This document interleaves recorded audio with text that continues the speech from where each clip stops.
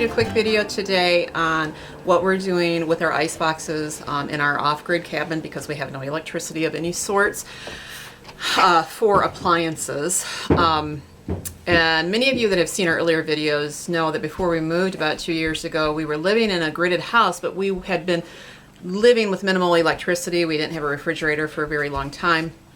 We had used our small ice box for 5 years prior to moving. And that was really easy to do because we had a deep freeze out in the garage that we would keep 2-liter bottles in. And every 2 days we would change them out. Sometimes it was 3, depending on the heat of the outside and the heat of the inside. I want to see me too. You want to see Semi too?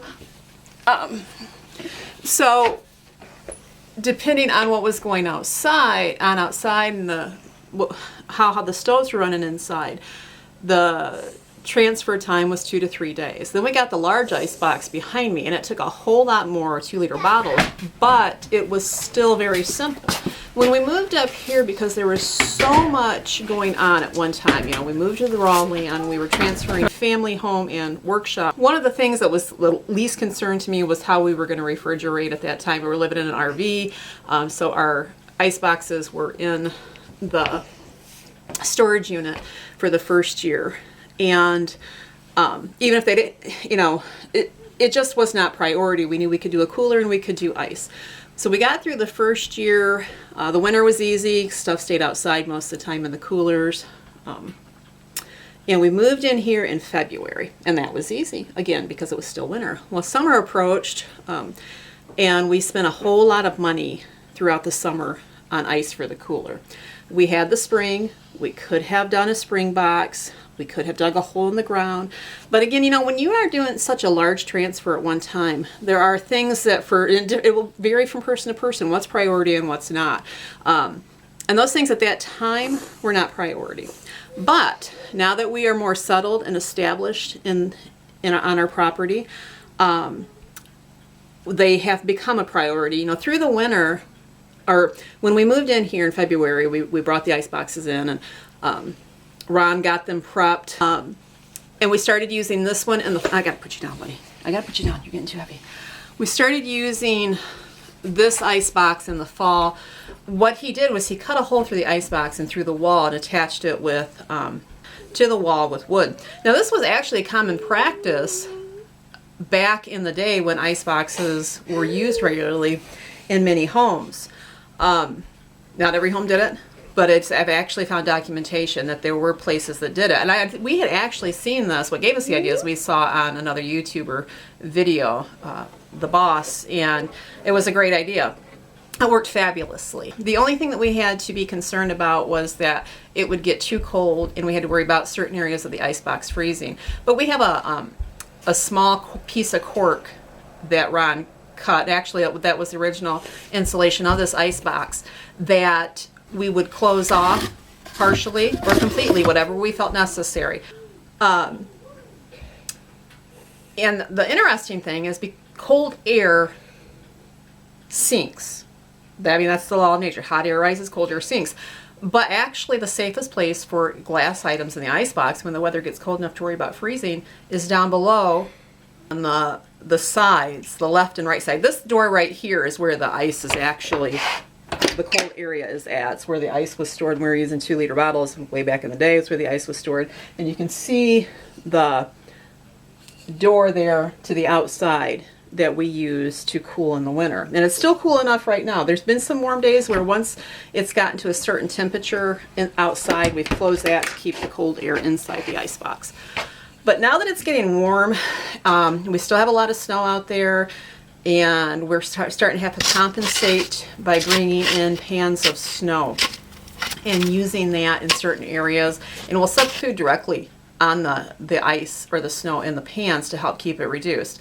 I've got pans in here that we got 2 days ago, and it's been warm enough to wear basically a t-shirt outside. So it's, you know, it's doing really well.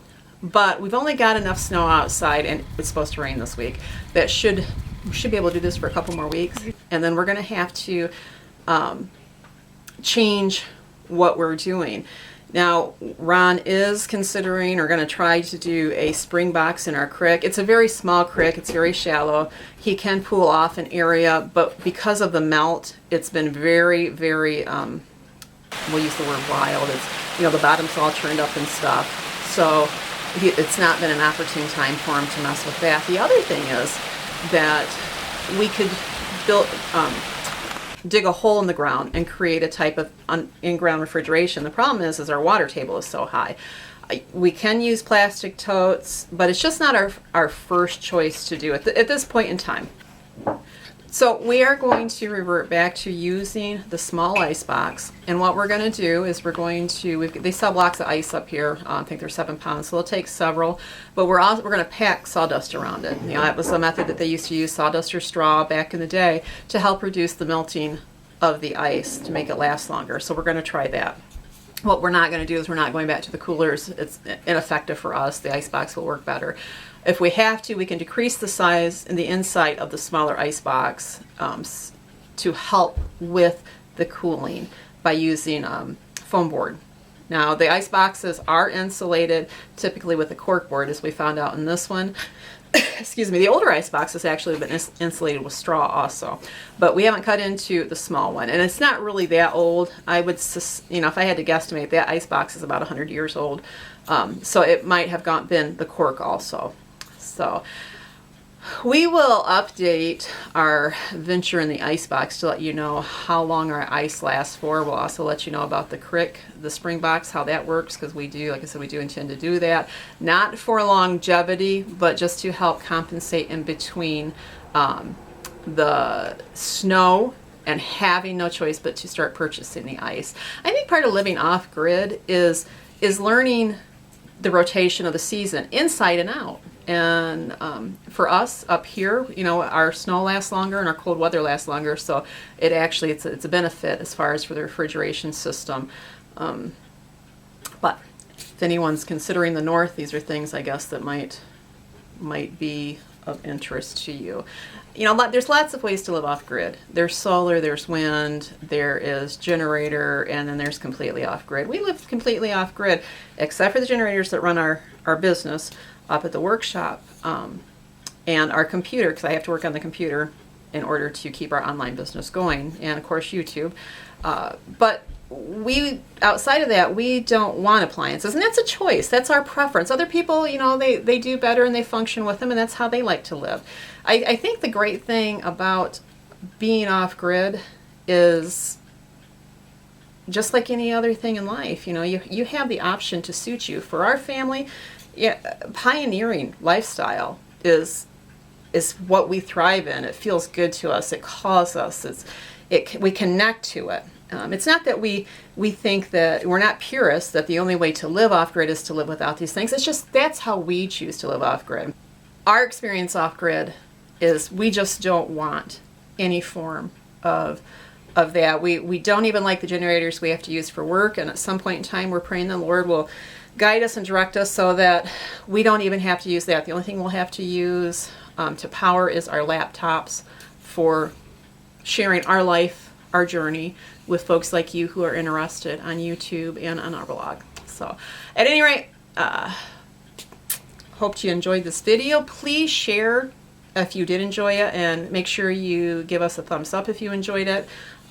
Leave a comment if you have any suggestions for other videos, or if you have specific questions concerning ice boxes and refrigeration without any type of electrical appliances. We are no experts, but we do have some time under our belt with it and can share what knowledge we have with you. And we can also share where we've retained some of our knowledge via hands-on, but also just research. So, all right, we will talk soon. God bless.